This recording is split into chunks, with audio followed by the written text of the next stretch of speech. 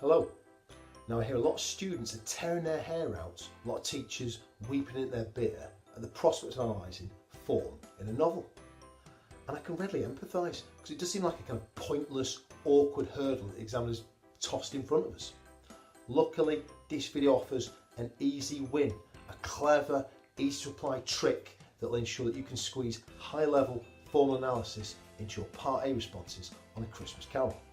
Now, I don't want to pummel your lugs, hammer your ears with a hard history lesson here, but traditionally, literature had a dual purpose of both entertaining and informing people. It was like a tool of social or religious conformity, hence a little picture there, the book with the Bible. This was never more so than in the Victorian era when Christmas Carol was written.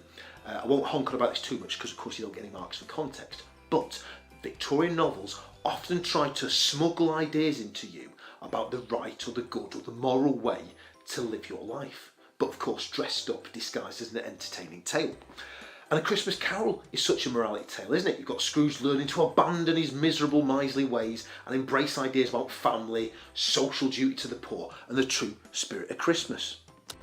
Now we can analyse this formal feature of A Christmas Carol in those close reading Part A exam responses, you know, where they shove an extract in front of you, accompanied by a question, like the one in purple there.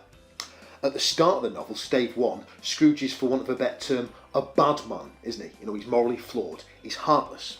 In black there, you've got a quotation from an extract from Stave 1 that we're going to tinker with, Are There No Prisons? What we're going to do is take that quotation and analyse it in terms of form, in terms of the novel's moral or didactic function. That sounds fiddly, it sounds awkward, it sounds hard. Trust me, it's a doddle.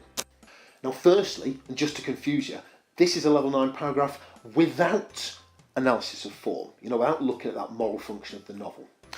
Just to give you an idea of how I lay out my paragraphs really. In red I've got the point, green I've got the evidence, blue is my explanation, and black is kind of a deeper or a secondary explanation. There's bits and bobs in red, they just link to the keywords from the question, which is about how Scrooge presents the poor or something. Now, be under no illusions folks, this is a smackdown stone cold firecracker of an exam paragraph. You know, the examiner, I'm his BFF if he reads this, you know, he's going to be using this paragraph as his screensaver. But next slide you'll see how I can patch or paste into this paragraph a line containing gold standard analysis of form. So you can see after the evidence, the stuff in green, I've stitched in this sage comment on form. That's the stuff in that goldy brown font. What does it say? It says, given the didactic function of the Victorian novel form, Scrooge's heartless behaviour here is clearly presented as requiring moral correction. Why have I put form in? I could have just said the Victorian novel, but I'm putting form in there almost to kind of like slap the examiner awake and say, listen Cuddles, I'm looking at form here, I'm tap dancing into your tragic little tune, now give me my high grade. So then, we've seen how to analyse form if the question focuses on an extract from early in the novel or the novella, you know, where Scrooge is clearly in need of moral instruction to counter his cruel heart. But, as you know, his character softens, becomes more sympathetic, more sensitive and kind as the narrative unfurls, you know, as the story goes on. So how do we link the moral function of the novel form to an extract from the middle stage where Scrooge is on the turn, as it were, and is gravitating towards goodness? Well, see what I do now with this line from the fag end of Stave 3, the stuff in black there, the quotation. This is when the ghost of Christmas present shows Scrooge those starved, deformed child monsters, ignorance and want. And like before, here's a level 9 standard exam paragraph without the form patching, you know, without exploring the moral function of the novel. Now, I'm not saying Scrooge is a candidate for canonisation in this scene. I'm not saying he's Saint Scrooge, saviour of the poor, but he is slightly more receptive in this scene to the poor's hardships. And presto blinking changeo, I've added some gold to this paragraph, both literally and metaphorically. Let's have a read. In accordance with the moral function of the Victorian novel form, Scrooge's behaviour here reveals his moral development. He is learning to sympathise with the poor. Now, I bet you anything, from a beer mat to a Bitcoin, this is examiner candy. He's going to love it because we're analysing evidence through the lens or through the prism or through the angle of form. And I've got proof positive that this book does the business, this book of thematic or question part B exam responses. Because in the run-up to the mock exams, I identified a student whose area for development was A Christmas Carol. I gave her access to this book.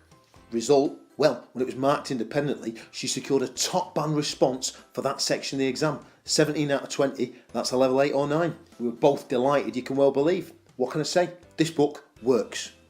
Final one now. Imagine it's an extract in your exam, that Part A exam, from the tail end of Stage 4 or anywhere in Stage 5. This is the new Scrooge, isn't it? Scrooge 2.0, the kind, jolly fellow, more likely to give you a pat on the head than spit in your eye. How do we apply then? How do we apply our formal analysis here? You know, how can we yoke or connect the character to the novel's moral function? And there you are, ladles and jelly spoons, boils and grills. One educational money shot as promised. Beauty, thy name is Taylor. Let's have a quick read of the gold stuff.